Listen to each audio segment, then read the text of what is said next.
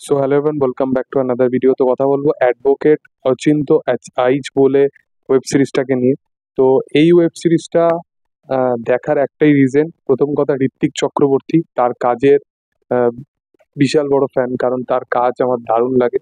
এবং মানে তারই অপোজিটে শাশ্বত চট্টোপাধ্যায়, মানে দুজন অ্যাক্টার যদি কোনো কাজের মধ্যে থাকে সে কাজ দারুণ হবেই।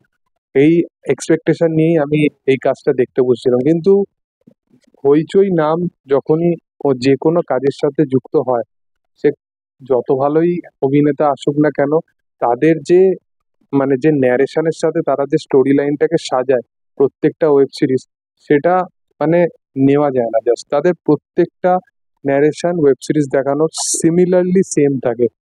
সেই ফার্স্টে আগের পাস্টের কিছুটা পোর্শন দেখাবে, তারপরে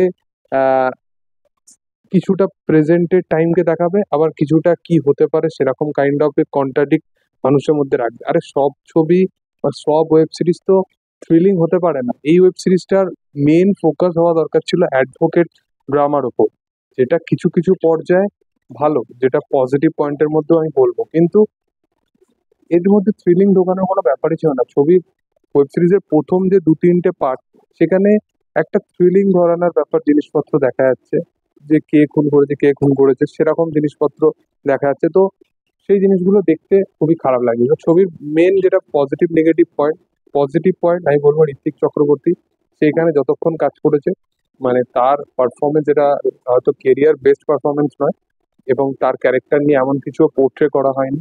অনেক কিছু করানো যেতে পারতো কিন্তু পারেনি পরিচালক। এবং শাশ্বত চট্টোপাধ্যায় তার জায়গায় বেশ ভালো, তার ক্যারেক্টারটা খুব স্ট্রংলি এখানে ডেলিভার করা হয়েছে। এবার এক্সট্রা যদি পজিটিভ পয়েন্ট যদি অ্যাড করতে কিছু চাই, তো প্রথমত এই গল্পের প্রথম যেটা ন্যারেশন ছিল, যে কে খুন করছে মার্ডার করছে, সেই জিনিসটাকে একটু অন্যভাবে এক্সপেরিমেন্টাল ওয়েতে দেখানো যেতে পারতো।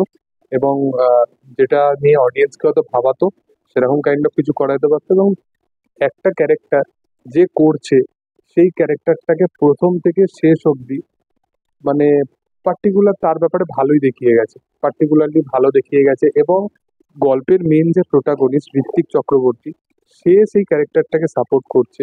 তার একটা ফেলিওর আছে, তার একটা পাস্ট আছে। তো সে যখন সেই ভালো মানুষটাকে সাপোর্ট করছে, তাহলে অ্যাকচুয়াল কি হয়েছিল, কেন হয়েছিল, সেই মানুষটা কি সাফার করছে, এইটার ওপর বেশি ফোকাস করা উচিত। তা না করে একদম লাস্টে গিয়ে কনক্লুশনে পৌঁছাচ্ছে। তো এই জিনিসপত্রগুলো কিসের জন্য এইগুলো, এই সাসপেন্স গুলোকে রাখা, এটা বোঝাই যায় না। তো সেই ড্রামা বা সেই ইমোশন, সেগুলো ফিলিংই হয় না। ঋত্বিক চক্রবর্তী, শাশ্বত চট্টোপাধ্যায় যখনই একসাথে স্ক্রিনে এসছে, তাদেরকে দেখতে বেশ ভালো লেগেছে। কিন্তু সেই স্পেসটাও প্রচুর অনেকভাবে কম দেওয়া হয়, তো সেটাও খারাপ পয়েন্টের মধ্যেই যায়। অন্যান্য নেগেটিভ পয়েন্ট এই ছবিতে আমি বারবার বলছি যে এই ছবির কোর্টরুম ড্রামার উপর বেস্ড করে যে ছবি, তারপরেও এই ছবিতে যারা ব্যাকগ্রাউন্ড, যারা স্টাফ কাজ করছে, যারা ব্যাকগ্রাউন্ড আর্টিস্ট আছে, তাদের পারফরমেন্স অত্যন্ত ওভার দ্য টপ। যেটা আগেকার বাংলা ছবিতে যেরকম শাশুড়ি বৌমার যে ওভার দ্য টপ জিনিসপত্র দেখানো হতো, এর থেকে ওভার দ্য টপ, মানে এতটাই বাজে পারফরমেন্স। মেন ফিমেল প্রোটাগনিস্ট যার চরিত্র, তারও পারফরমেন্স আমার একদমই পোষায়নি। খুবই ওভার দ্য টপ এবং লার্জের লাইন। যার মার্ডার হয়েছে তারও যে একটা পাস দেখানো হচ্ছে, সেটাও খুবই বাজে হয়েছে।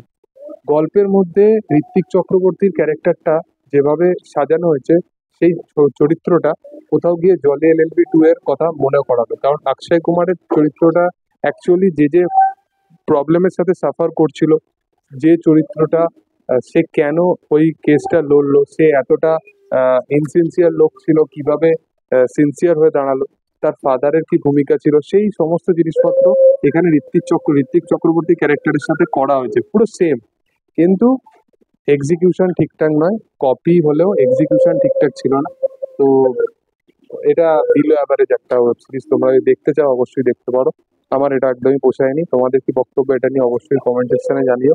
ভিডিও ভালো লাগলে অবশ্যই লাইক শেয়ার সাবস্ক্রাইব করে দিও। Thank you all, by.